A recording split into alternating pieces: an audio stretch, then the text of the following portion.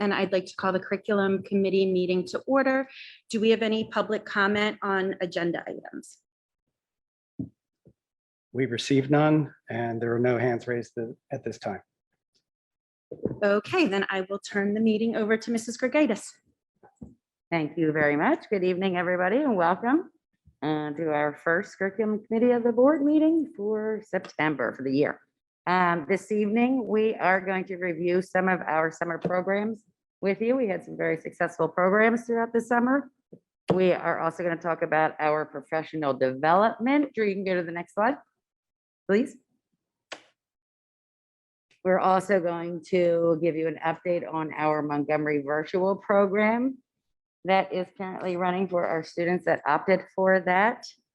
We're going to talk about technology, give you an update on our DEI committee, as well as share some pictures about what a great start we are off to in this school year. We are going to start with our summer programming. I'm going to introduce our curriculum team right now. We do want to mention before we get started that most of our summer programmings this year, we were able to offer a larger variety of programs due to our ESSER funding. So we are thrilled to have had that capability this year. So each member of the team is going to talk. Ed Merck, I'd like to introduce him first. I will say that Ed really stepped up this year and helped me with some of our summer academy and summer literacy blasts. Not that he oversees those areas necessarily, but he really did do a great job. So thank you for that, Ed. Thank you, Mrs. Grigaitis. The two programs I'd like to start off with tonight are the Summer Literacy Blast and the Summer Academy. For both these programs, the coordinator was Jordan Capel from Whitemarsh. She was an excellent leader in these programs and really brought a lot of resources into and know-how into making these programs successful.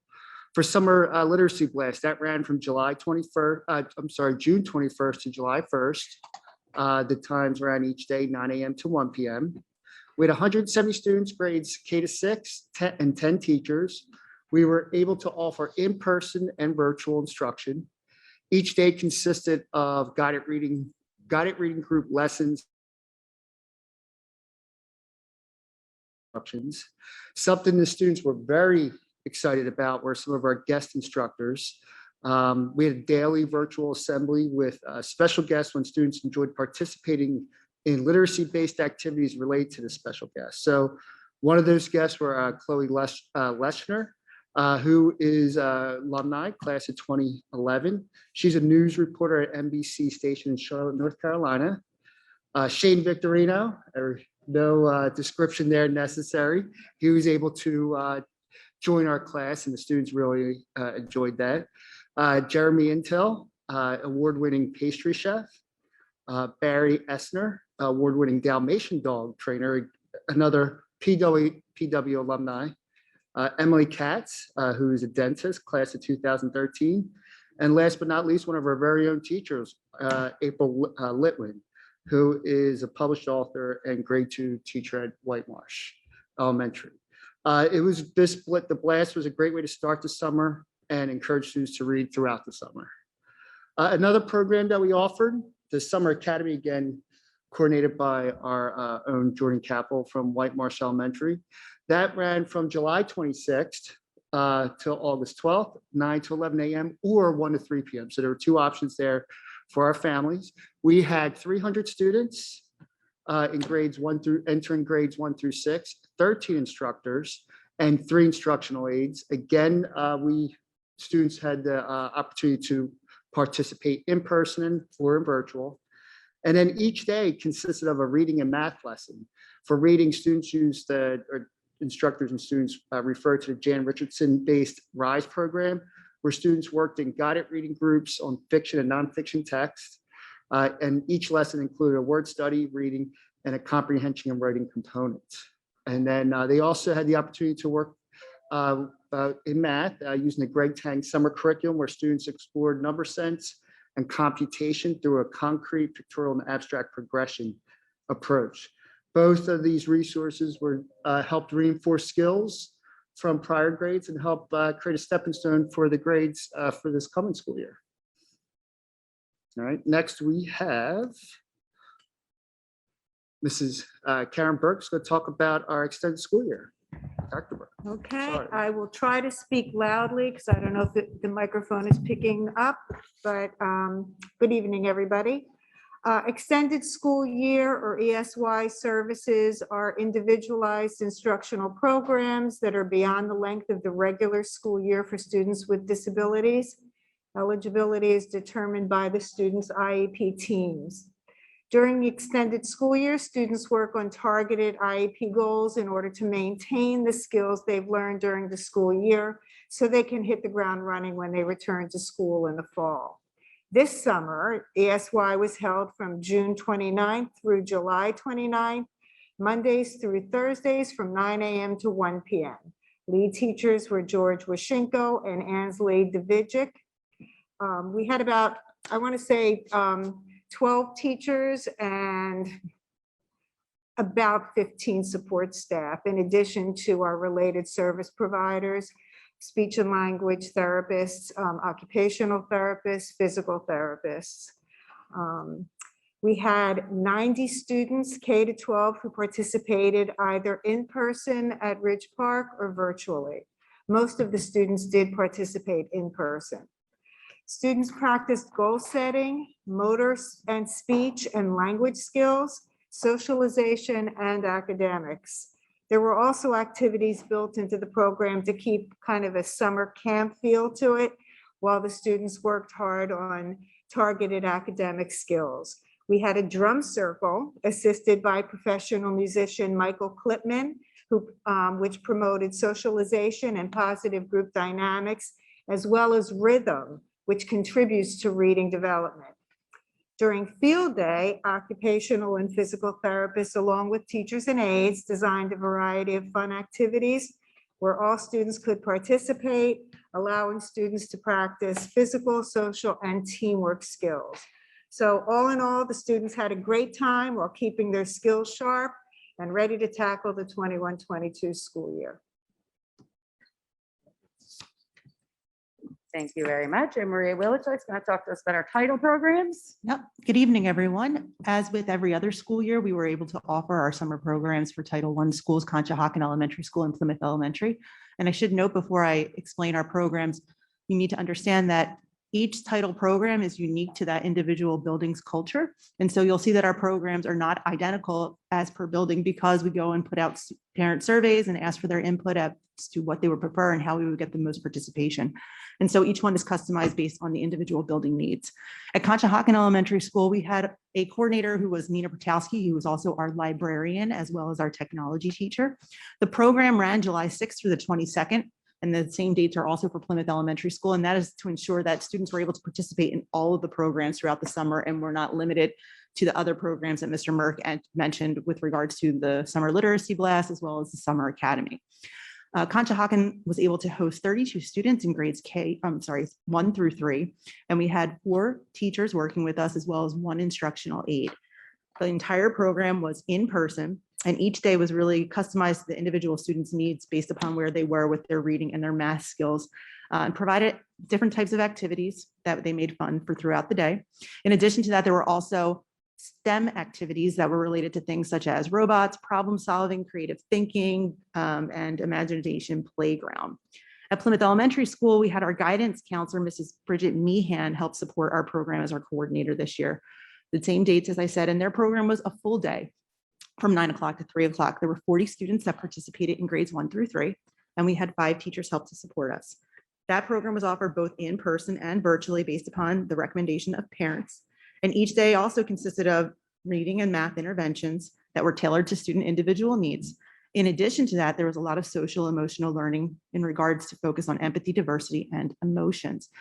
Also, one other thing I would like to mention is I have to give a shout out to food services because every day for our program, they provided both breakfast as well as lunch, whether it was grab and go or the students were able to eat there free of charge to all of the students. So it's a great program. And we forgot to give a shout out to transportation, because again, with those ESSERS funds, we were able to offer transportation, which our families really enjoyed and needed this summer. Okay. And with So Joe Passetti is going to talk to us a little about CMS, which we were able to offer this year as well, new. Yes, which was fantastic. Thank you, Mrs. Gregaitis, and good evening, everybody. I just wanted to go over the CMS summer offerings. There's summer remediation courses that were offered at the high school this year. So this year we were graced with the presence of our 3 administrators who offered their services very kindly, Bob Thaler, Sean Kaplan, and Tara Colas, as well as 2 teachers, Melissa Dreisbach and Kurt Rommelsdorf from the middle school in terms of instructing our students. So in many ways, it wasn't a remediation so much of an acceleration of their learning throughout the summer months.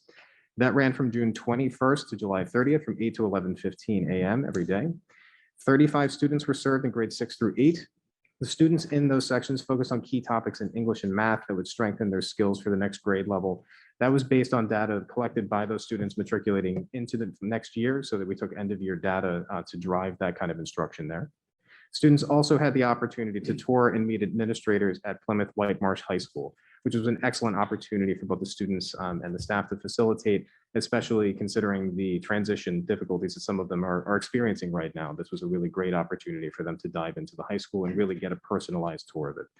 The last day on July 31st, Mr. Thaler wanted me to indicate that they had served donuts, which was a hit with the students. My understanding is that they were large donuts, not donut holes. Overall, great experience for both students and the staff. And then the students, overall, the staff was thrilled with the confidence that they gained going into the coming academic year. Bob will be thrilled that you mentioned that. I know. Yeah. And then back to Mr. Merck, he's going to share something that has always taken place at PW and then something new as well. Yes. So something that has taken place over the past couple of summers is our credit recovery program, which is orchestrated through the Montgomery virtual program. We have our coordinators. They have assisted in the past as well. TJ DeLucia, Lindsay Dale, and Katie Lukens. This program ran from June 21st to August 13th, so it was our longest program. It worked, 57 students participated. Students were able to recover credits, maximum of 2 classes, as approved by the counselors and administrators with a revised 4-year plan in order to meet those graduation requirements.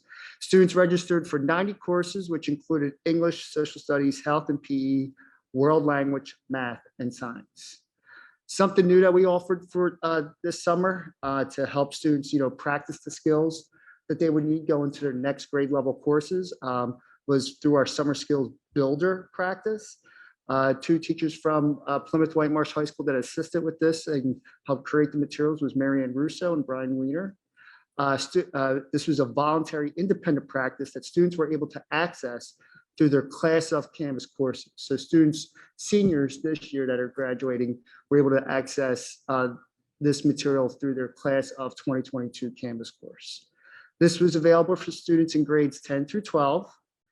Each class of Canvas course consisted of English and math skill practice that focused on key topics for the next grade level. Each topic included an introduction, review and practice answers, and a self-assessment so students could help self-monitor their own progress. And the resources were supplemental for all students and not mandatory. And we'll be sure to continue offering this practice every summer and letting students know that it's available at the end of the school year.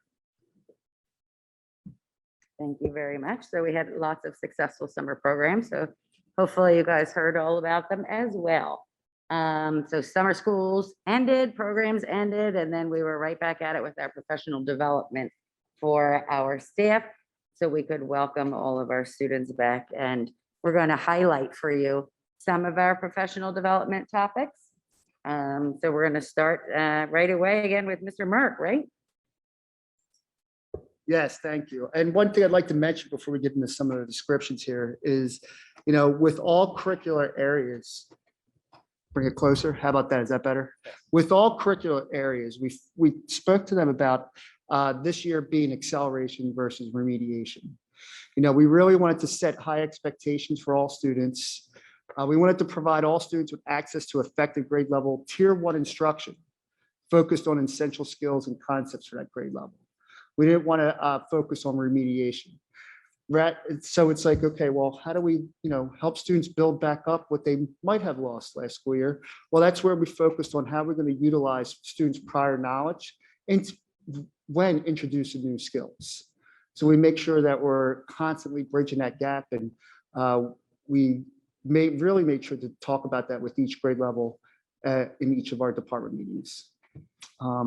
But to jump into some of the highlights that we have from professional development, the one I'll talk about to is our Greg Tang. This is Greg Tang Math. This is it's resources for students, but his the main purpose of pulling his professional development and resources in was to help build teachers' knowledge in grades K-3, number sense and computation. And when I say build their knowledge, teachers know how to teach number sense and computation, build their instructional strategies. Right now we focus a lot on our core resource investigations. This is just going to add another tool, specifically on building a concrete pictorial and abstract progression for number sense and computation. So it's going to, we'll be able to identify where students fall, whether are they still hands-on? Do they like to look at more representation and pictures, or are they able to deal with the numbers more and kind of build all students back up to where they should be in this current school year? So that is one of the sessions that teachers in grades K-3 were able to participate in. All right, Mark, I'm Joel James. I'm going to talk a little bit about some of our other professional development. Your mic on.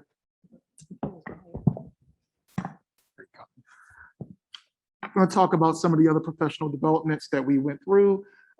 We've had a long relationship with the Anti-Defamation League. So teachers across our district participated in training with the ADL or Anti-Defamation League. Educators received training and resources addressing anti-bias, anti-bullying assessments, microaggressions, and indifference. Our district administrators also received this training in the summertime, and we will continue to work with the ADL and future professional developments with all of our staff. We also had a professional development for Colonial Middle School and Plymouth Whitemarsh High School teachers, participated in professional development sessions regarding having courageous conversations and holding space. Courageous conversations allow for a safe space in which real, meaningful, and thoughtful conversations about race and equity can occur. Holding space creates and maintains an environment in which honesty, equity, reciprocity, and partnership can thrive. And the need to hold space may never be required, but we wanted to make sure that our teachers have the ability to be equipped and provide a place to have such dialogue, and so that affirmation and validation of a student's feelings can be thought of. So the other component that we took to kind of dovetail with courageous conversations at the middle and secondary levels was culturally and linguistically responsive teaching. So essentially what we focused on that level for K-5 is the idea of validation and affirmation of our students' backgrounds of their home or indigenous cultures and home language for the purposes of building and bridging the student to success in the culture of academia and mainstream society. Essentially, what this practice is deeply steeped and rooted in decades of research dating back to the 80s in ethnography, where we take the holistic approach to a student's well-being, as well as their identity, and looking at the intersectionality of that, and providing a space where they can learn that is steeped in belongingness.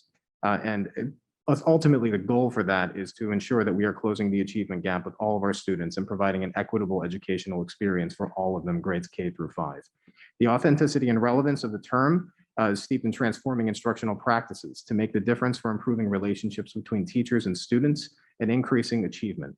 Being culturally and linguistically responsive begins with understanding its meaning and having consensus about how to name it. The last component to go over is 95% group. This was focused specifically with our third grade teams.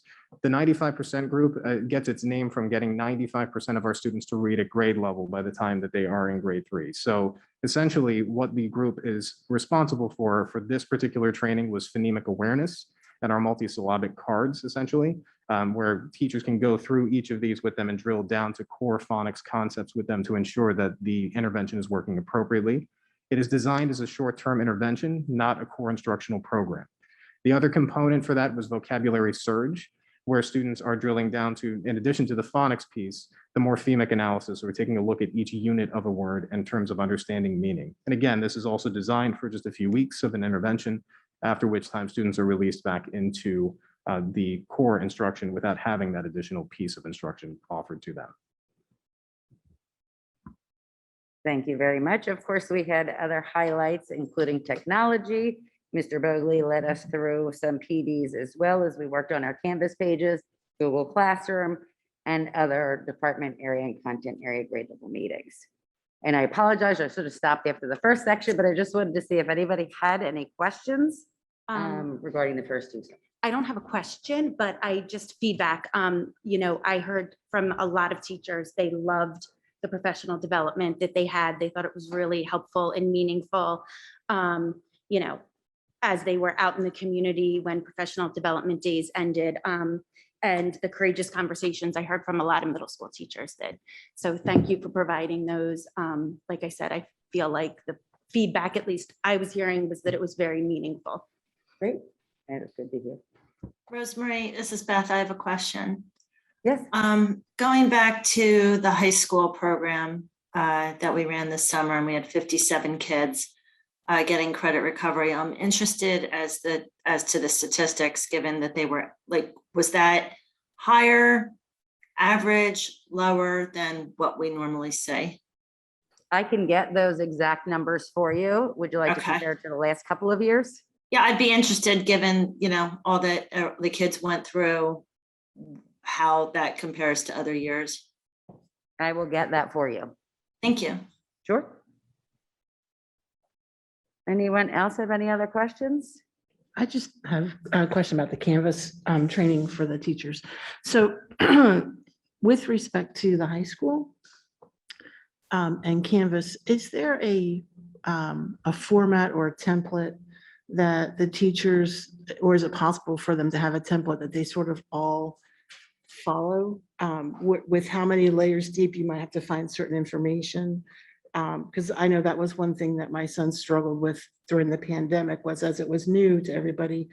Some teachers posted homework on right on the front page, and some had it set up differently where you had to go kind of different layers. And so for each class, it was like a different treasure hunt to try to find where certain information was. So I'm just wondering if there's just a basic template that the teachers can work with and then do their own thing. It is my understanding that we do have that. Now, we will continue to revisit this through PLT times, department times, and it's a great point, and I can speak to it honestly and authentically now. I am taking classes and they use Canvas, and I feel for you. So we will revisit that again, but we are, Mr. Mark, right? We do have a format that we can revisit with everybody, but yes, thank you. Anyone else? Great. So Montgomery Virtual Program, as you are aware, is the program we have partnered with Montgomery County Intermediate Unit. So for our families that care to have an all virtual program. So I just wanted to share with you some numbers now. We have 19 elementary students that are participating in this virtual program. We have 9 middle school students and currently 12 high school students.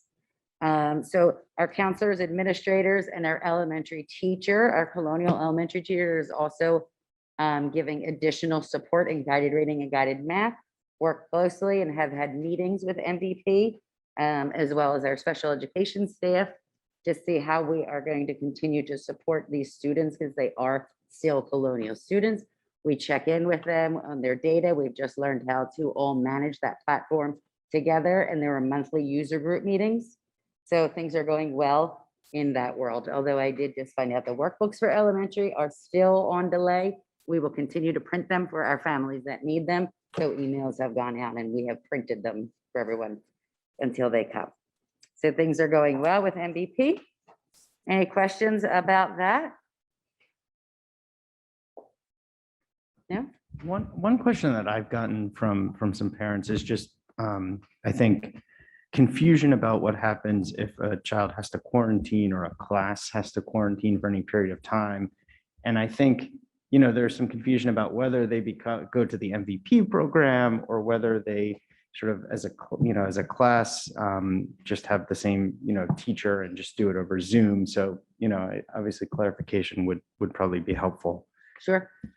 So the Montgomery virtual program, if you remember, we had a commitment date a long time ago. So that at the elementary and at the middle school level goes through November 24th, at which time parents in the beginning of November will survey again to see who would like to continue with that. The high school, it goes through the semester, and we'll do the same exact idea. When children are quarantined by Colonial, because of a close contact, cameras will be utilized and or if students are positive for COVID. Yep. All right, moving forward, technology. Drew is going to share with us some technology tidbits. Thanks. I was asked to talk about the technology plan.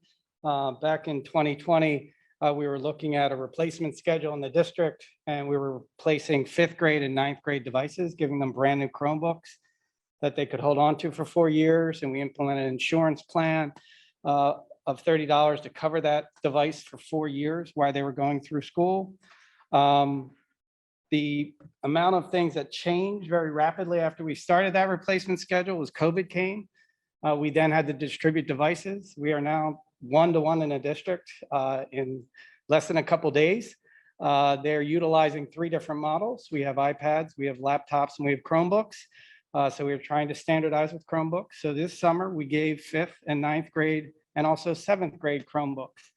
So we now have 4 grade levels covered. So we are covered up to 5th, 6th, 7th, 9th, and 10th. Again, the other grade levels do have a device. We had another 900 Chromebooks at the high school prior to COVID coming. So we had plenty of devices to make sure we had a 1-to-1 outfit. So by 2022, we should be outfitted 5 through 11, just purchasing for 5th and 9th grade. And again, we can look to expand that. Through COVID, we expanded a lot of things. We had to extend our bandwidth with the internet provider. We had to increase our security with endpoint protection. And lastly, we had to expand our filter to make sure the students were being filtered when they were on Google at home. So all those things kind of came together in a quick response.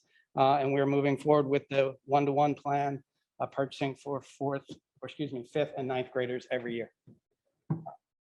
During questions? COVID, Dave Sobolewski will have at the next finance meeting, we'll have a breakdown of how we use federal ESSER's grants to purchase, for the most part, not exclusively, obviously used it for protective equipment for our staff and students, hand sanitizer, et cetera, but also technology. So you look to use those types of grants that are not renewable, you look to use it for one-time purchases. So it really, not much good has come out of the pandemic, but it did accelerate our 1-to-1 plan from multiple years down to about 1.5 years. Yep.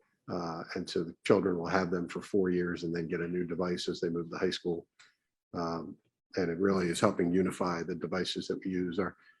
One of Drew's goals this year is to go back and revisit what we're using in K-3 and talk to our teachers and even talk with the kids about what devices they like to use. But it was iPads for so many years, but I think the Chromebooks have really made great strides. But we want to hear from our staff and what they like to use. We also took advantage of getting our teachers Chromebooks as well this year. So every teacher received a Chromebook that mirrored what we purchased for the 5th and 9th graders. Drew, the kids that, I know we were using iPads for the ESL kids because it had a translation. How does that work with the Chromebooks? Did they keep the iPads or is that able to transfer? It is able to transfer on the Chromebook as well. Okay. But we identified kindergarten and 1st grade to have the iPads, and any other adaptive technology is individual for that individual student. Thank you.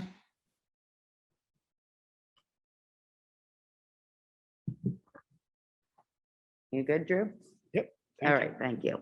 And then our last item on our agenda is our DEI committee updates and plans for the year.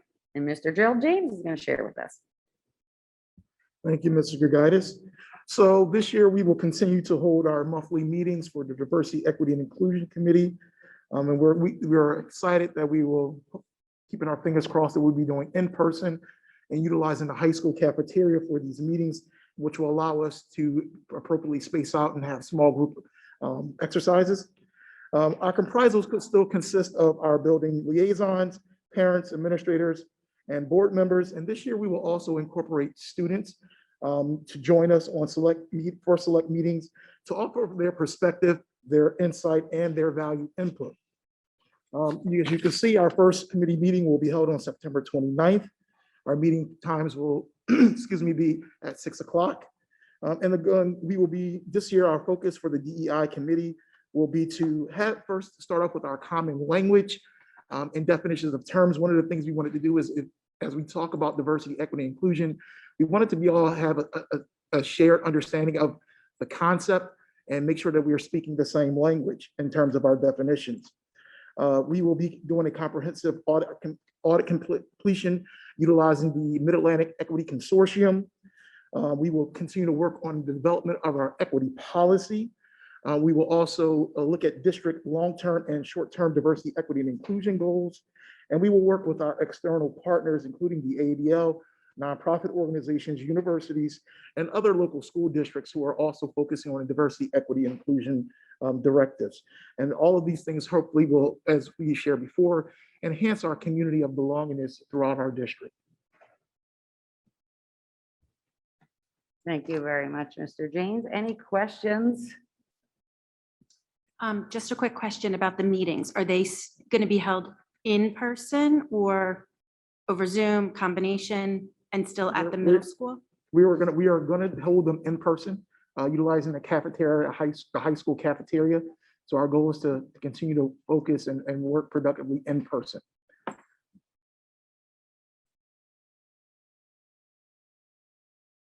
Any other questions from the board? All right, and we wanted to share some fun photos of various schools. I'm sure you've seen these.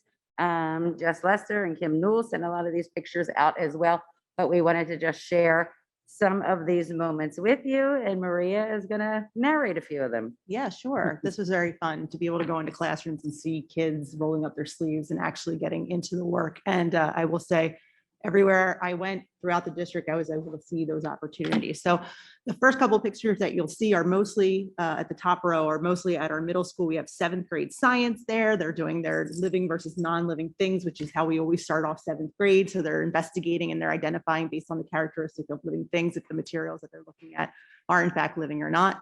And then we have art in the middle there that was working with color wheel. So there were some, you'll see a couple different opportunities in the pictures that are coming up, but they were embracing the technology and using an app called Blendco, in addition to using color wheels, and even the overhead projector still has value in certain places. It does in art, and looking at water and projecting it in a larger screen and comparing it to the water wheel. So it's a great activity for students to get accustomed to the various shades of different colors that they're going to be using in art class. And then in 8th grade science, we have students working on their science skills in general, developing hypotheses and collecting data. And that in particular one, they're dissolving Alka-Seltzer in water and they're determining the rate of diffusion, so to speak, of the tablet. And they're coming up with hypotheses and they're collecting data and then doing an analysis and drawing conclusions, working collaboratively with one another as they should be. But you can see at the same time, students are assigned roles, they're maintaining distance, they're wearing their mask, but they're still getting the work done and doing the activities. And on the bottom there, this is a happy thing to see. We have our robotics course at the high school in our EDI department. Students are working and programming their robots and then constructing them and working together in teams. On the next slide, you'll see a little bit more. Again, we have more of our color wheel. We have Mr. Richard Baum working with our students in our CAD classes, working on the computers. We're not quite using the equipment yet because there's safety measures that we have to prep students for before we start using some of those things, but it's the early stages of them working on their design. So that's great to see. And then the bottom 2 pictures there, students just coming back to school, very excited, kindergarten, working on their activities and getting ready for the school year to start. And I think the last slide there, yep.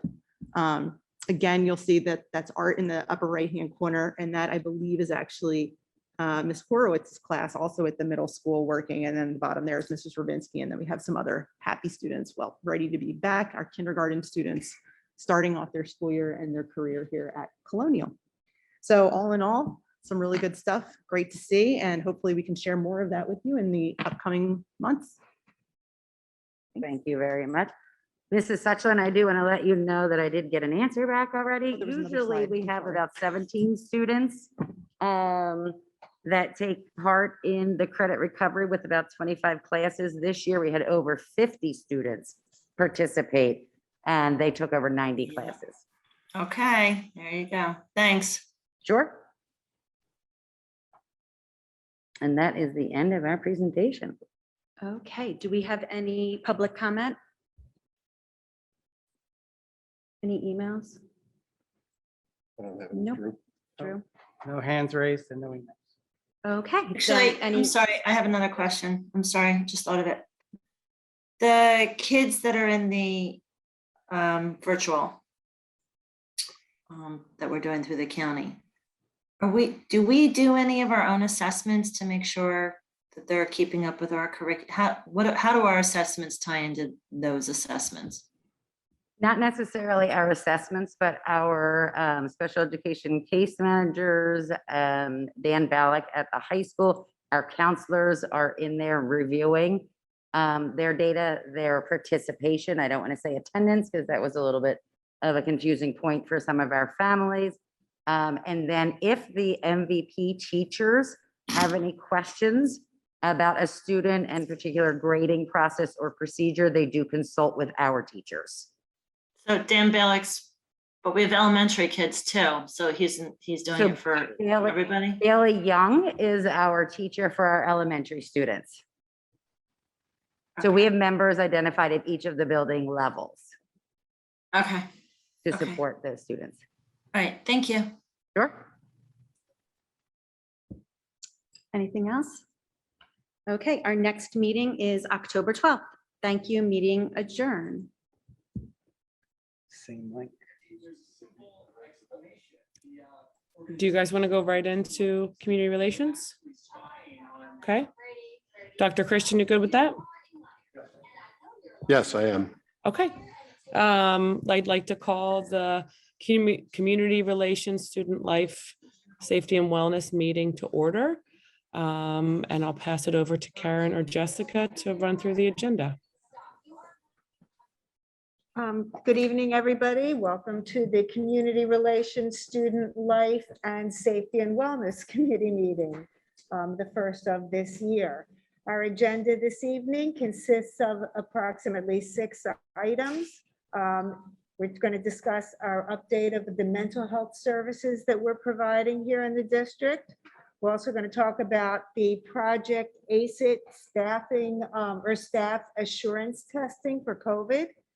Our COVID-19 dashboard, adult evening school, our publication schedule, and the start date for the 2022-23 school year. Are there any public comments on the agenda? Okay, We have one hand raised.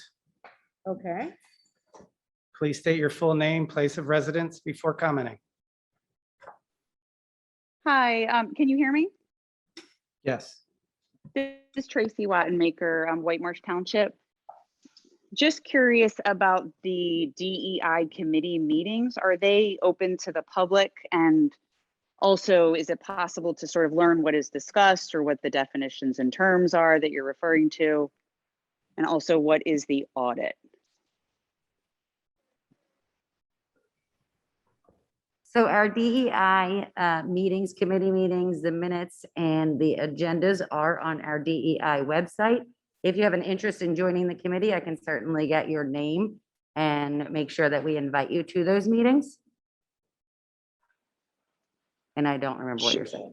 Oh, the audit, the Mid-Atlantic Equity Consortium is the audit that we are using that many school districts use. Again, that is all explained and on our DEI webpage on our website.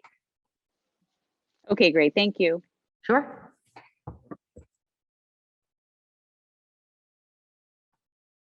Any other questions? Any other questions? Nope. No other questions. We'll move on with the agenda. The first update that we wanted to provide for you are the mental health services that we're providing, that we have been providing in our schools, and also those that are new to us this school year. And to give us an update, I'm going to bring to the podium Dr. Felix Scherzinger, who is our district's behavioral health advisor. So Felix, turning over to you. Yeah, good evening, everyone. Thank you for having me.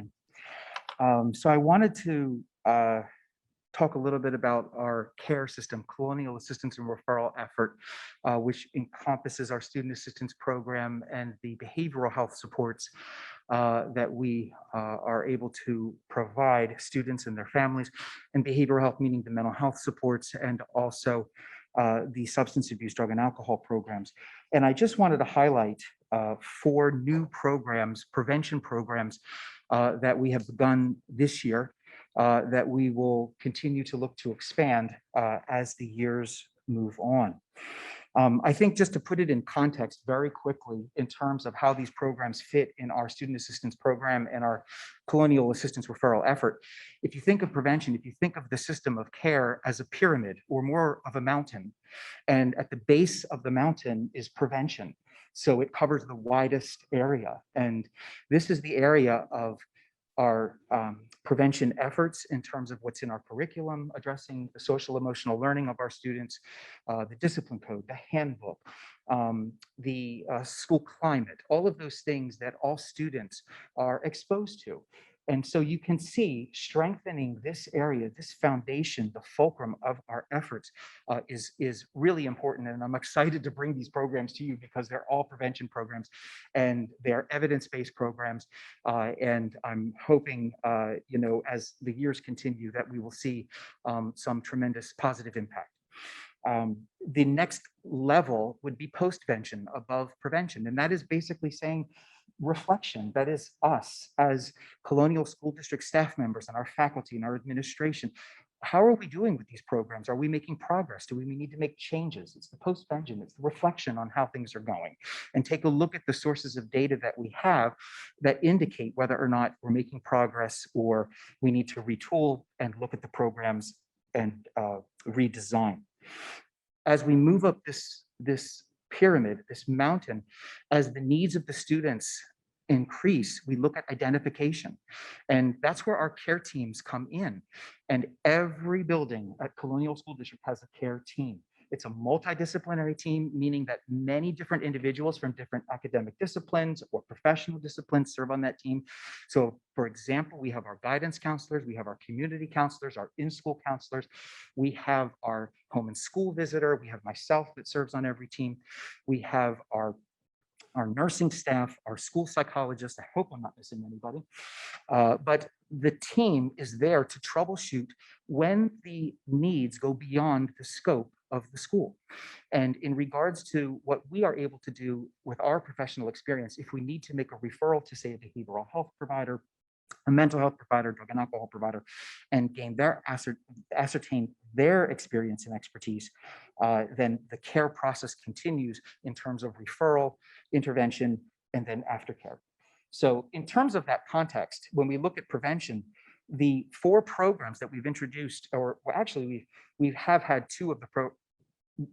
one of the programs already in place since 2018, but an expansion of that program, and the other 3 are certainly new this year. The first, and I know Mrs. Gorgaitis knows, serving on the SAP team and care teams, there's nothing really succinct about care and SAP in terms of the narrative, because it really is, it's based on the narrative. But in terms of program planning and evaluation, what I wanted to do, just to kind of make it a brief discussion, was to identify the skill set, the skills that these prevention programs would be addressing and how they match some of the needs that we see of our students. So the first program is called Second Step. It's a social emotional learning program that we began at Conshohocken Elementary in the kindergarten program, was it 2 years ago. We added first grade and then included White Marsh Elementary School. Now we have all 4 buildings for kindergarten and first grade, and Conshohocken Elementary is piloting second grade. And the hope is to continue as the years progress, so all grades are experiencing the Second Step program. It's an evidence-based social emotional learning program. It addresses things like empathy, respect, awareness, collaboration, self-motivation. But most important, I think that it helps kids identify problems and analyze situations in terms of problem solving. It's a fun program. And the program, like all of the prevention programs, if not, yes, I would say all of the programs, most of the programs are delivered in partnership with outside organizations. It's very difficult to do this alone. And for second step, we partner with Carson Valley Children's Aid, our student assistance program provider, the Montgomery County Department of Human Services, and West Ed, which oversees helps us with the evaluation piece of the pre and post test. So some of the skills in the 4 areas that second step addresses would be skills for learning. So for example, students will gain skills to help themselves learn, including how to focus their attention, listen carefully, use self-talk to stay on task, and be assertive when asking for help. Empathy. This is a key component of second step. Students learn to identify and understand their own and others' feelings. Students also learn how to take another perspective and how to show compassion. And I want to just point out the strong relationship between empathy and cultural sensitivity. There is a clear research-based relationship between the two. And I think empathy is a core component of this program. The other 2 pieces of this second step program is emotion management, where students learn specific skills for calming down when experience strong feelings such as anxiety or anger. And the final 4th area that the program addresses is problem solving. So students learn a process for solving problems with others in a positive way. So they do this in a collective way. All of the prevention programs have a family, parent, guardian piece. There's opportunities via hyperlink for parents to participate and see what the kids are learning, to participate and enjoy the lessons that the kids are experiencing in the classroom. So in a nutshell, for the second step, over the course of the 21-22 school year, there is a pre-test in the beginning. At the kindergarten level, each lesson is about 20 to 25 minutes. There's 25 lessons across the school year. At first grade, it's about the same, 25 to 30 minutes, 22 lessons across the school year, and second grade, 30 to 35 minutes. It's a little bit longer at 22 lessons. So what we look for in terms of these social emotional learning programs and increase mental and physical health. That is the outcome. And that's the increase we're looking at: higher graduation rates, attendance, GPAs, and lifetime earnings. The decrease in grade level retention, and particularly when we look at behavioral incidents, aggression and anxiety, it's targeted specifically to reduce some of those rates, juvenile crime and substance abuse. So at the K-3 level, we have implemented second step, and at Ridge Park and Plymouth Elementary, it is their inaugural year. And we hope to continue as the years again progress from K-3. At the 4-5 elementary building, we're implementing what's called Too Good for Drugs. Too Good for Drugs is an evidence-based social emotional learning program that promotes the development of social emotional skills and educates youth about the effects and consequences of risky behaviors, such as engaging in substance abuse and violence. It is a skills-based approach, very similar with a second step. Again, the program is delivered in a partnership with Carson Valley Children's Aid, also with the Montgomery County Department of Health and Human Services, and the evaluation piece is again done by West Ed, the pre and post. So similar to second step, over the course of the year, there is a pre-test. In this program this year is being delivered into 5th grade, and the hope is to then expand that down to the 4th grade. At 5th grade, there are 10 lessons over the course of the year at 45 minutes each per lesson, and then a post-test.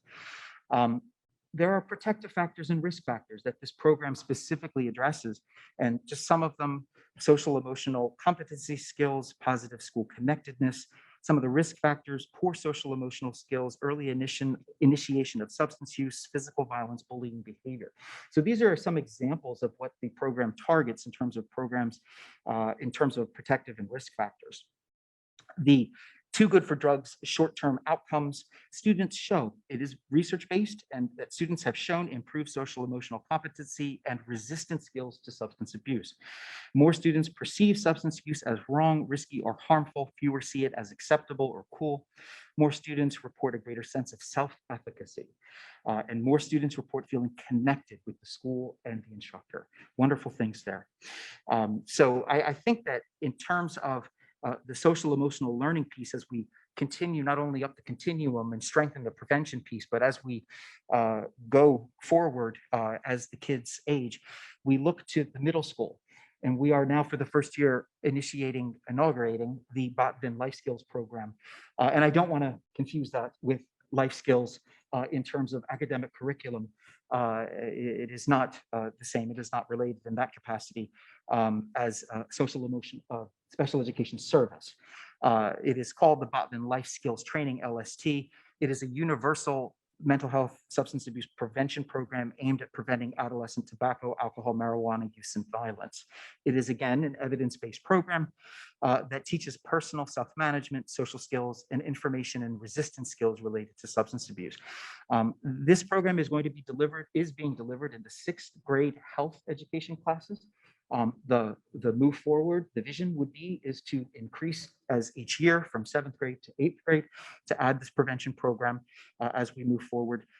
This also is being delivered in partnership with Carson Valley Children's Aid, our student assistance program provider at the Department of Health and Human Services.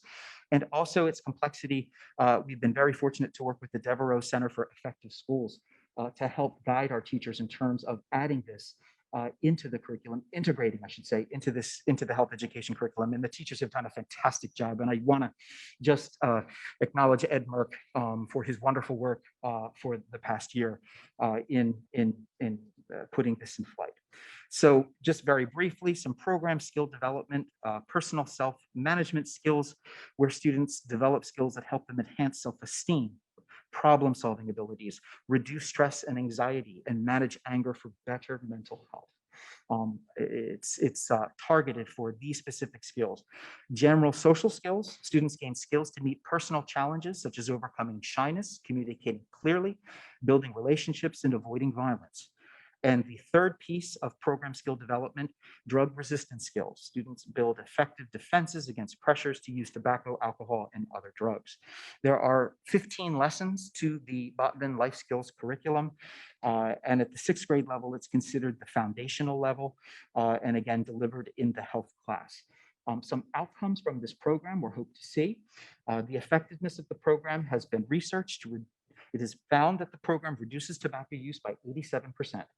It is found that reduces alcohol use by 60% and marijuana use by 75%. So we're very excited to reintroduce Second Step as we expand that program, the Too Good for Drugs at the 4-5 elementary building, and the Botman Life Skills program at the middle school. And then finally, moving to the high school, in terms of prevention programs, one of the newer programs that we're so excited about is called Ending the Silence. And Ending the Silence is a mental health prevention program delivered in partnership with the National Alliance on Mental Illness of Montgomery County. And it helps students recognize and acknowledge symptoms of mental health problem, identify the root cause of feelings and how to overcome obstacles, learn where to get support and how to help yourself, which augments what we do when we discuss the care process and accessing support services with our students, and hear from a young adult share their personal mental health challenges, including what hurt and what helped. So the program also has a parent component. Each piece of the program is about an hour long. There is the opportunity to establish a NAMI-sponsored club at the high school where students may be involved to continue prevention activities, to take a leadership in terms of NAMI. They work with students very closely and with our administration and guidance and community counselors to establish this club. And that's something that we're certainly taking a very closer look at. The parent, guardian, family component, parents learn about warning signs, gain insight in some of their issues. Our students are confronting and hear from parents and guardians who have assisted their children with mental health issues and benefited from understanding the challenges, including what hurt and what helped. So again, we are excited to work with these community-based organizations and agencies in the years to come. I do have a handout for our committee. I hope this is helpful. This outlines all of the care services that we have, and we've broken it down to the student assistance program services, which all K-12 are receiving through their care teams. And then it continues to break down by building. And many of the elements are similar, you'll see, but then as you go down the list for each building, they're going to taper into the specialty of recognizing the age group and of the buildings which they represent. The last piece I do want to highlight is our relationship with Lakeside. And part of the trauma-informed care program that we have. This is part of our Act 71 and Act 18 services and programs. We are continuing, and I want to praise Kim here for working so hard on the grant and winning the extension for the next year in regards to continuing a 2-year grant that we received in 2018 through 21 to deliver in partnership with Lakeside trauma-informed care, the neurologic program. And this is very the situation that we're living in today, the trauma of the pandemic. We are very fortunate to have these resources supported by this grant that provide professional development to our staff. 3-hour intensive professional development. It is the foundational training for everyone across the district in trauma-informed care practices in the school setting. Our faculty, our staff have completed this training last year. We continue with web-based coaching professional development, where we have a coach come from Lakeside to work with our staff to troubleshoot the trauma-informed care issues that present with our students and provide the support that our staff may need to support our students, and pre-recorded video trainings for staff as modules to look at the content of the training a little bit deeper, to take a look at some of the role play, to take a look at some of the examples of scenarios to best support our faculty and staff when providing services through this lens. So I want to thank you very much for having me tonight. And I'm very excited about these prevention programs. And I look forward to their progression and development in the years to come. Any questions for Dr. Sherman? Thank you for sharing all of that information. You're welcome. Yes, so Felix, thank you so much for all of that. I mean, the importance of this, especially after coming out of, 16, 18 months of living in a pandemic, I think has obviously increased the need for all of this. With regard to the middle school particularly, you say we deliver these lessons during health. Do they have health every semester of all 3 of their years? From what my understanding is that half of the year they have health class and half of the year they have gym class. So I believe it will be delivered all year, but each year, but it's each year. Yes. split. The health and PE are split. Yes. Okay, so they'll get it for half of the year. Yes. Each of And then the other year. half will Okay. get, who had PE, Right. will have in the second part of the year. Correct. Yes. Wonderful. Okay, thank you. That Yep. was just something I want to, it'd be great if we could do it the full year, but I understand that we also have to provide physical education as well. Sure. But there's, I believe 15 lessons was it in the bot bin. So we try to space it out, deliver it consecutively, but yes, half and half. Thank you. You're Great. welcome. Felix, we'll share that handout with the board and post it on our website. as well. Okay, sure. Okay.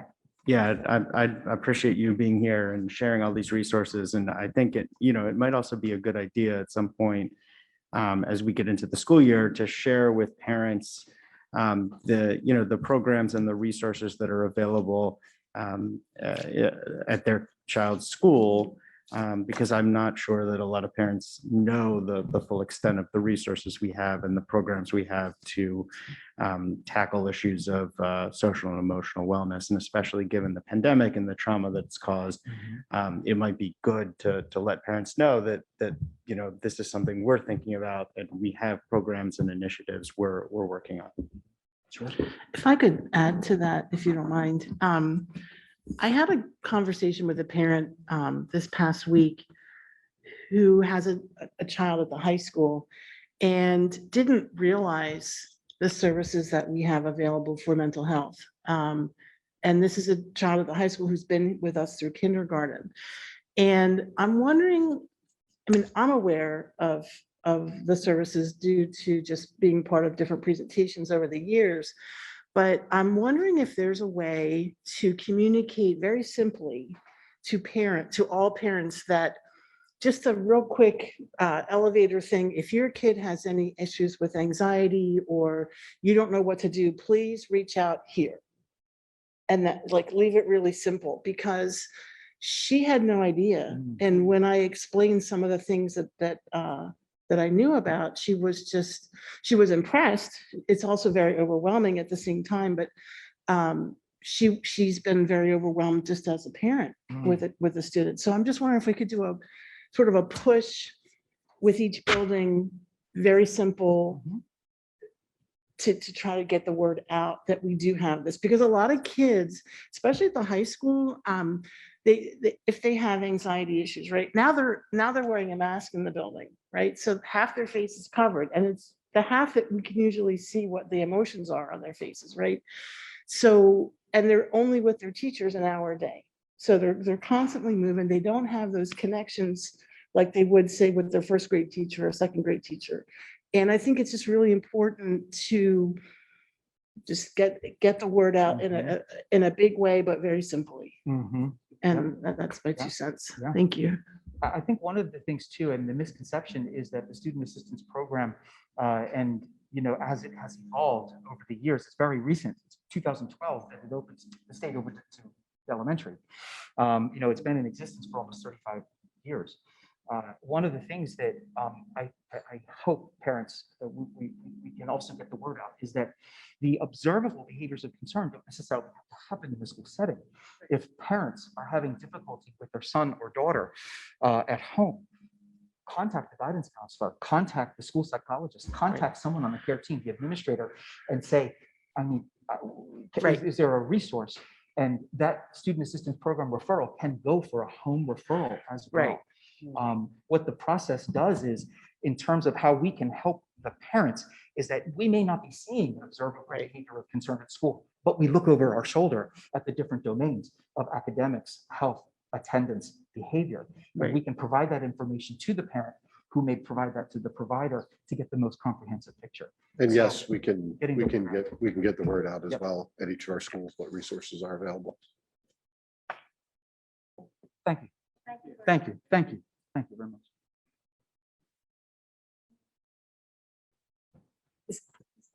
So I'll yell. The next item on the agenda is our Project ACET staff assurance testing.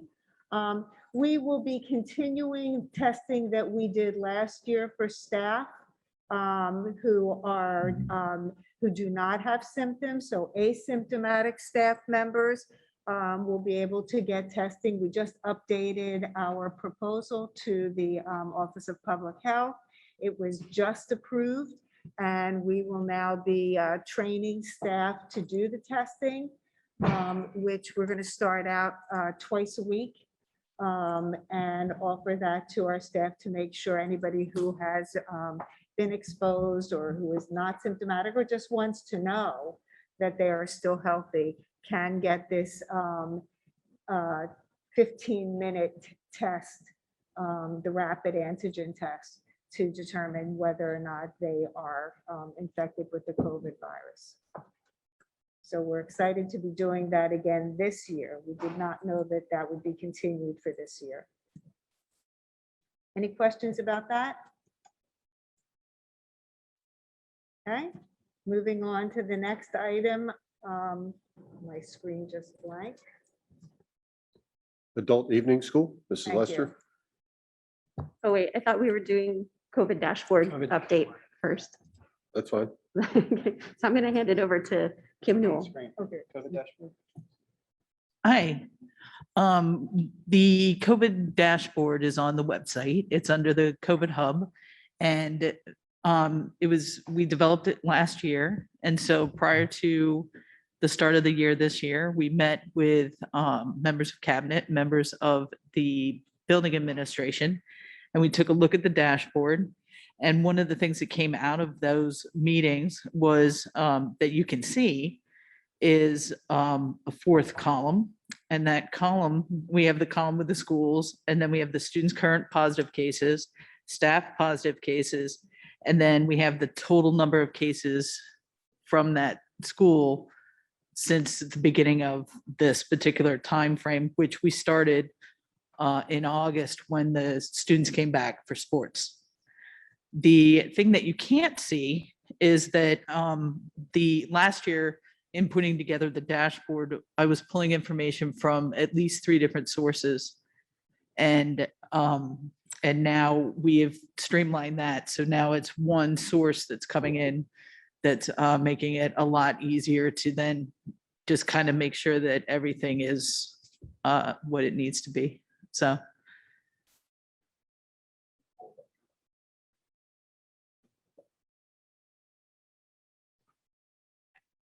Anybody have any questions about the dashboard?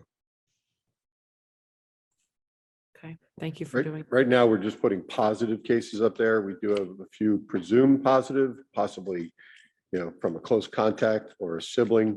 But right now, the only thing we put on the dashboard is when we have a confirmed positive. So we can find that out sometimes within a day or two. Sometimes it takes a few days. We also have the ever-changing school exclusion chart up on our website, and our nurses are doing and principals are doing a great job explaining that. And it is there were just changes again late last week of what the regulations are regarding school exclusion. So I do appreciate the challenge the Office of Public Health has. Their overarching goal is to try to keep kids in school as much as possible and as safely as possible. Busing continues to be a challenge because the rules for being on a school bus are vastly different than the classroom exception rule that exists. And we sent out a communication last week to our families with our reminder that if children are exhibiting symptoms, to please keep them home.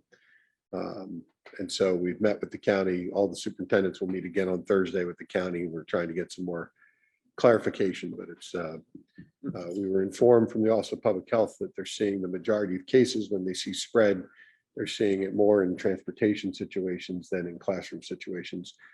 And they're not, and for the most part, they're seeing it in outside venues outside of school, where spread is, large gatherings, things like that. I can only imagine the amount of data that they get because we submit everything we have related to our currently 18 positive cases.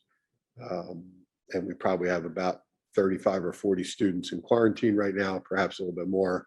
Multiply that by 21 school districts over a month, and you can get a sense of the numbers that we're looking at just when you're talking about school, in addition to the rest of the county, other professions, adults, college students, and the like. So the Office of Public Health has really certainly been inundated while we're in substantial transmission.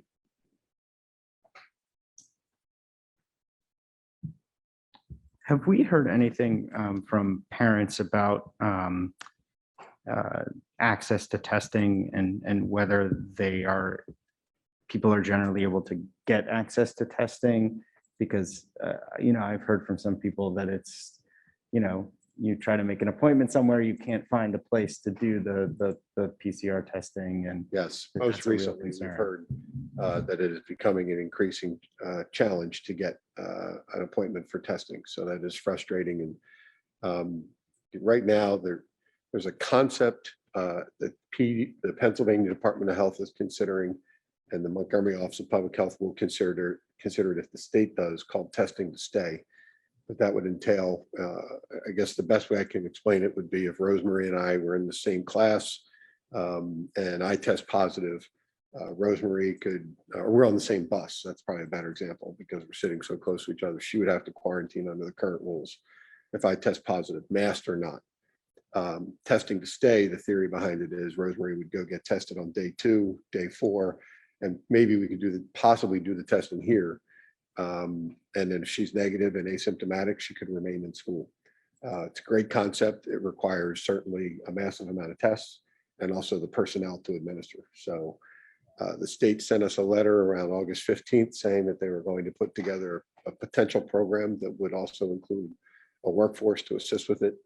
We haven't gotten any specifics, and presently it does not subscribe to the concept of testing to stay. So it's not permitted in the county right now.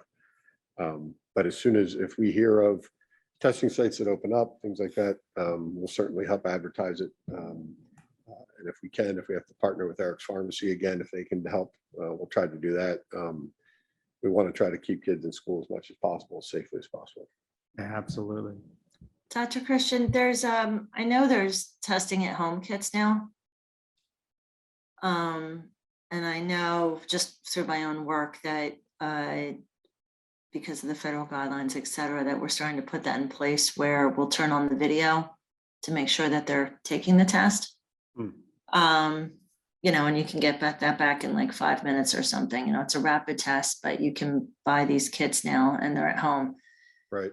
Have we thought about that or thought about maybe starting to offer that kind of program should the testing, you know, one subcontractor that I work with just bought 400 kits. We're going to ask the Office of Public Health right now. Right now, it's not acceptable for school Oh, setting the at-home is not acceptable? currently, but it's on the agenda for the countywide meeting with the superintendents. Yeah, I mean, that's what people are starting to use to deal with these federal companies, you know, companies that do federal work that are starting to ramp up for the, you know, what possibly may be.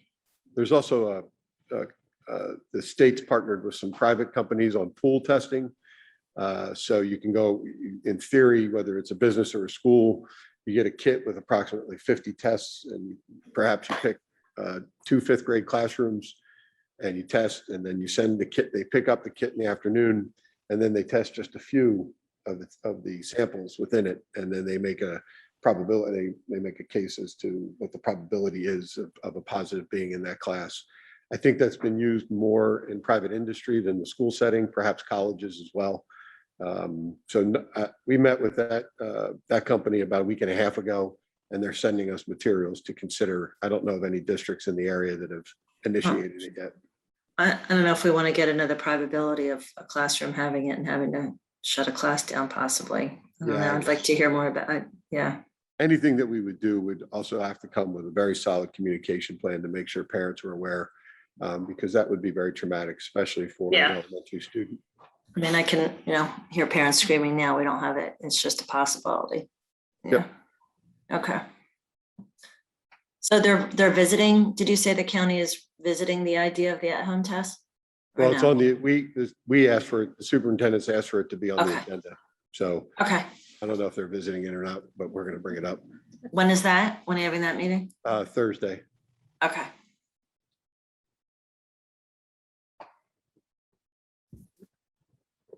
Next item, adult evening school. Jess? Yes, we're excited to be back in person with our adult evening school. And a lot of the classes are beginning this evening. So we're excited that people are back and taking advantage of our programs. But before I get into what we are offering, I just wanted to give the committee an overview of what took place over the summer to kind of get us in shape to offer the classes. I began the summer by reaching out to our existing instructors and sending them an online form for them to send me information about the classes they wanted to teach. And from there, worked with facilities and Mr. Bretz to kind of develop a roster of classes and determine which classes would be held where. Worked on a new logo for the adult evening school. Implemented an online registration system for people to sign up for classes. The platform that we're currently using is called RegWorks, and it's a great tool for monitoring all of the individuals who are in a class, and we can still take registrations in person and via check and enter them and use the system to enter them so that all of our information is in one place, easily accessible. And we're able to send instructors rosters that are generated with emails and contact information for the students that are in their classes. It makes kind of streamlines the whole process. And then, you know, many of you probably already received the brochure that went out in the mail. Did hit homes a little bit later than I wanted it to, and hope to kind of improve and streamline so that next year people get the information quicker. We promoted via email, social media, and the website. And then currently we're handling a lot of calls about registration.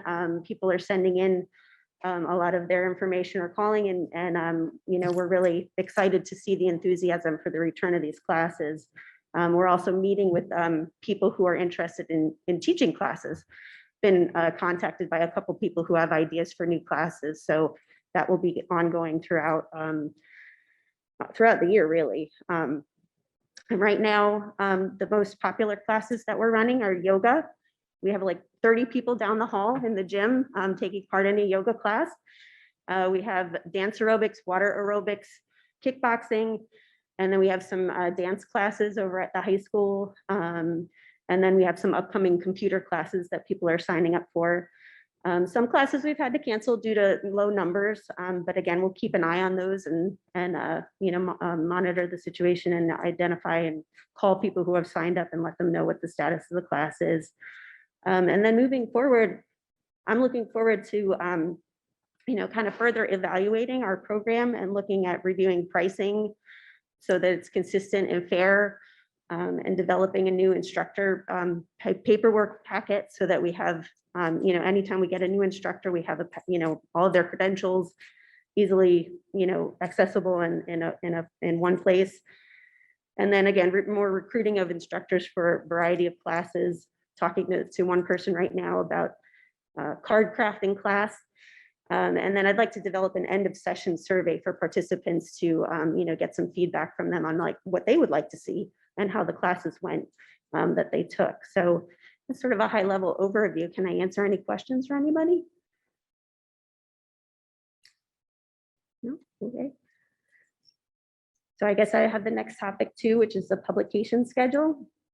I can share what, and I'm sorry, I keep taking my glasses off. I can't see my computer and far away. So the publication timeline that I'm following we have printed publications that come out throughout the course of a school year. In August and September, we have the activities calendar that is sent and shared with families and also mailed to the members of our Gold Card list. Oh, and I did forget to mention that we have like 90 applications for Gold Cards since we started promoting adult evening school. So again, that's really exciting to see that people are trying to take advantage of that. But the adult evening school brochure also comes out end of August. And then as we move into the thick of the school year, we have the November annual academic report. But again, we're going to think about the timing of that with regard to when the testing data comes out and what makes the most sense there in terms of being able to accurately portray the numbers for everybody. In December, we do another adult evening school brochure that promotes the winter and spring sessions.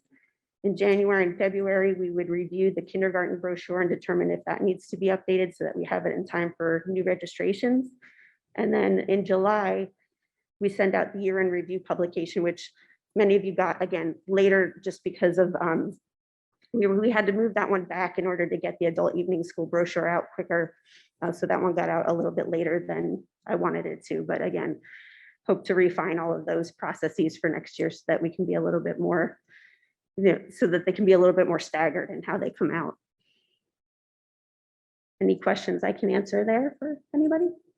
Yes, thank you. I appreciate you going through that. I know that in years past, I think we lessened, we went to one less publication because we do so much online. So that saved us some money. So I just was hoping, and this, you provided it, which was great. Just an update on, what our main priorities are with regard to the print ones that we send out versus just, online information that we share with people.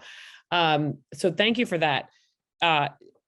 Obviously we don't go over budget because that would have been brought to our attention, but it sounds like, we're keeping things, at or under budget with these things. Yes, go ahead. I was just going to say, I always comparison shop with regard to print quotes and everything to make sure that, we're getting a good price on the materials we're sending out. Okay. And then I'm curious how you think that this committee could be helpful in that regard with some of these publications. In years past, we have seen rough drafts and help provide feedback on topics or different things like that. And I know this past year has been very different and that you are new to and bringing fresh eyes, which is a wonderful thing. But I want to offer our committee services for that kind of brainstorming and for, those kinds of reviews. I know it seems silly, but like a font or, or a certain topic that one of our students at a school has come up. I don't know, but that's what I would like you to use this committee, if you don't mind, because it's definitely, I mean, Rosemary literally has her finger on the pulse of all the things. So that's why Rosemary is a wealth of knowledge. So just, I appreciate all you're doing and staying on top of these things and keeping them fresh and new. And just want to offer our services as well, if the timing works. We can get the CRSL group together and then come back in the next month, and then come back at the next public meeting and discuss the other ideas. Probably included in that conversation too would be perhaps if we can create an option for families if they want to only receive publications electronically. Love it. And opt out so that we're being fiscally responsible and also, saving some trees too. Absolutely. Love it. Yeah, that's a great idea. I was going to suggest that we start thinking about asking people to opt out and go paperless. And, I think there's also a lot you could do with, with a PDF with embedded links that people could get electronically and then click to, potentially see videos or see other content that might be more dynamic, and for more technologically geared people, maybe, maybe neat and make the publication more alive and allow more updating than otherwise we've been able to do. Yes, we can certainly look at doing an more interactive online publication, like you said, with all those links and a flippable, booklet that people can access online. That's a great idea. And I'm happy to bring anything before this committee to get feedback, certainly. I just wanted to compliment you on the brochure for the evening school. I thought it looked really nice and like it was published in the current century, which was, a big upgrade. I think, the font was readable, it looked modern. So I thought that was really well done. Thank you. Thank you, my pleasure. And I love the, I guess it was the end of year recap the one that came late, but with all of the seniors' pictures in it and where they're going post high school, and it was really well done. I will drop this hint again. I mean, there are superintendents that have Twitter pages. There are superintendents that go live. I'm just saying, Dr. Christian, you could be colonial famous. You could be. Message received. I'm kidding. I think they overdo it sometimes, but there definitely are some superintendents who love that limelight. I'm just wondering why you haven't jumped into that. Love you, Mike. Thank you.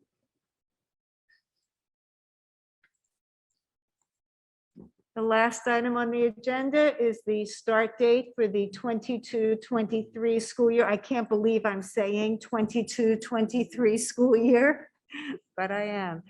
So if the board remembers, 2 years ago, because Labor Day was so late, you approved the start dates for 2 consecutive years. And we're in the second of those 2 years currently. So we do like to get information out to our families, at least regards to the start date. We do have a calendar committee that looks at all the other specifics, and there are many that go into the calendar.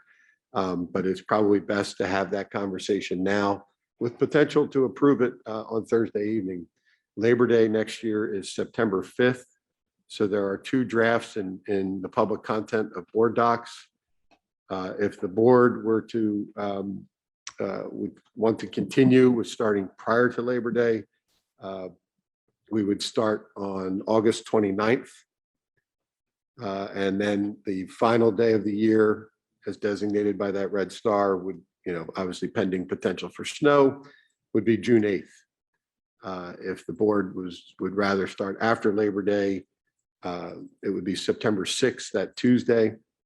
And then you're potentially looking to go to June 14th. We do build in 3 snow days into the calendar, so we always try to finish up on a Friday. Not always possible. Starting before Labor Day, I think that would be a little bit more of a challenge if we have a bad winter, because the last day of school is a Thursday. If you start after Labor Day, if you got 5 snow days and you're still finishing by June 16th, which is reasonable. The administration is fine with both options. The districts that we partner with at the tech school, Norristown and Upper Marion, I believe Upper Marion's going prior to Labor Day. I'll double check with Mr. Tolino over at Upper Marion, but that's what they've been doing, I think, for a while. And The tech school does prefer that all three of us are on the same calendar, but that shouldn't be the only consideration. If the board wants to start on the 5th, we certainly can do that. But right now, we don't have any of the other, we have a few of the other things in there, suggested breaks, things like that, but primarily we're looking at what the start date is, which in then turn gives, by default, gives us an end date. Dr. Christian, are you going to email those so we can look at them? I sure can, and Thank they're you. in board docs too, so. But Okay. I'll email, You I'll can email them email. out. Yep. I'll Thank email you. them. Yep. Any discussion from the board, preferences? Well, I'm looking at, I Googled, when Labor Days are coming up. And so when Labor Day, the reason why we did it in 2020 was because Labor Day was September 7th, because it was so late. So every year it goes a day earlier. So this year was September 6th, the 5th, 4th, blah, blah, blah. By the time when we get to 2024, Labor Day is September 2nd. So it's no problem at all to have the regular start of post Labor Day. I think the question is at which of those switches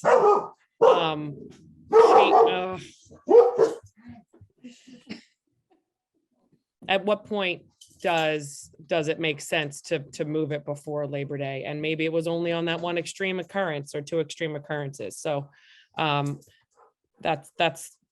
all I have to offer. I don't feel really strongly one way or the other. I sort of like being done earlier in June, but I understand people like to go to have their full August. I don't know how our teachers feel. Do we know if our teachers have a preference either way? If that's something that, I don't know.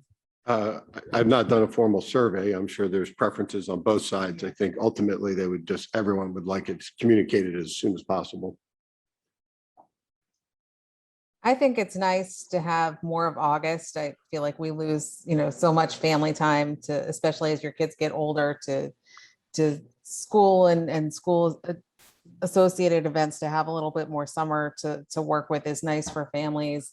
And I think when you're back in school and then you have this disruption of the Labor Day holiday, even my own kids were like, it's so hard to get back into the routine when I go back to school and then I'm off for a few days and then I'm back in school. I think it's nice if we can just go back and be back. Do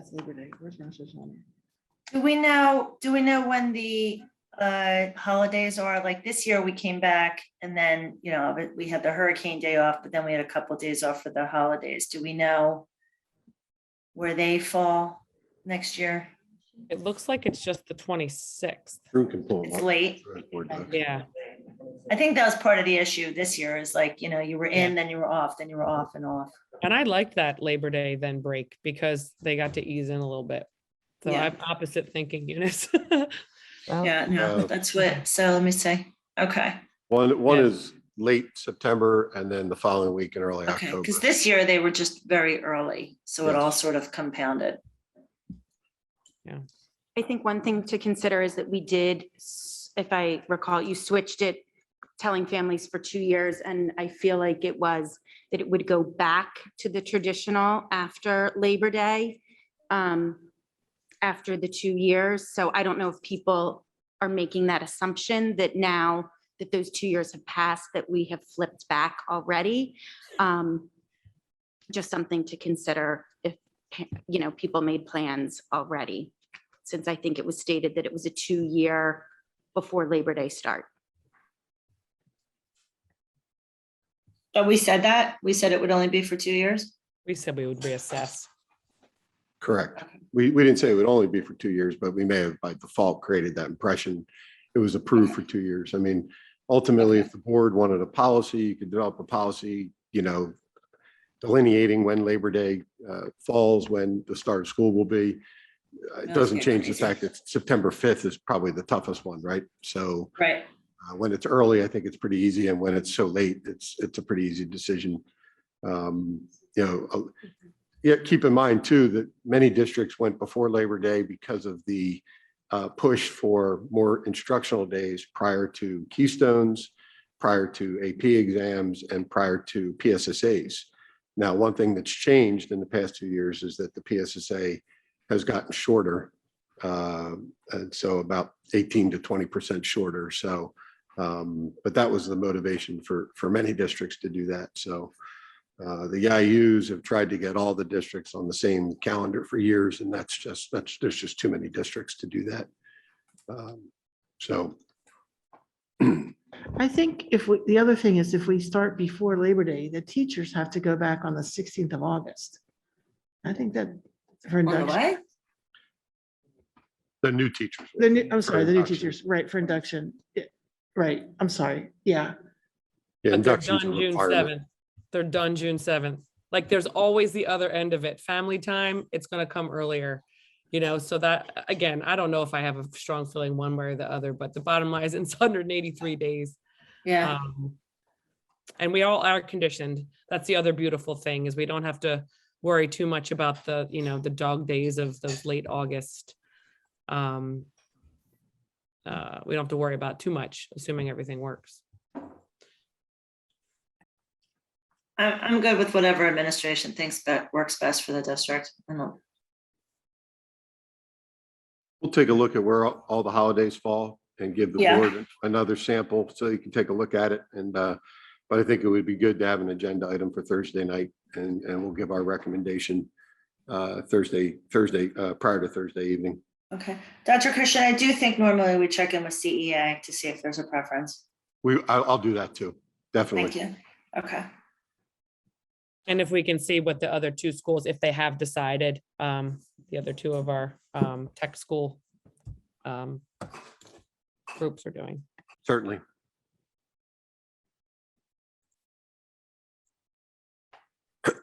All right, I think that's the last thing on the agenda. Does anybody have anybody public comments, hands raised or emails? Any board comments? We have We have public one here. community comment. comment. Okay. Hi, Eileen Detour here from White Marsh Township. I had a question. I don't know if I understood this correctly, so perhaps you can explain it. Guidance was a specialist. Is that not a specialist anymore? We attend White Marsh, so they had the 5 specialists in guidance. And I don't know if I was confused in understanding that they don't have guidance anymore because they used to do that on double specialist days, but the teachers had their professional learning on those days. Now we have half days. So I don't know if they're losing guidance based on all the social, emotional, you know, everyone's well-being. I know my kids Mhm. always enjoyed guidance. So I don't know if I misunderstood that when that was explained, or if you guys have any further, you know, information about the guidance program as a specialist as it was considered. Mrs. Burke? Yeah. There's still guidance classes that take place. So many of the things that you heard Dr. Scherzinger talk about are being taught by the guidance counselors in the classes. So yeah, that's still. No, you're not, the kids are not losing. Uh-huh.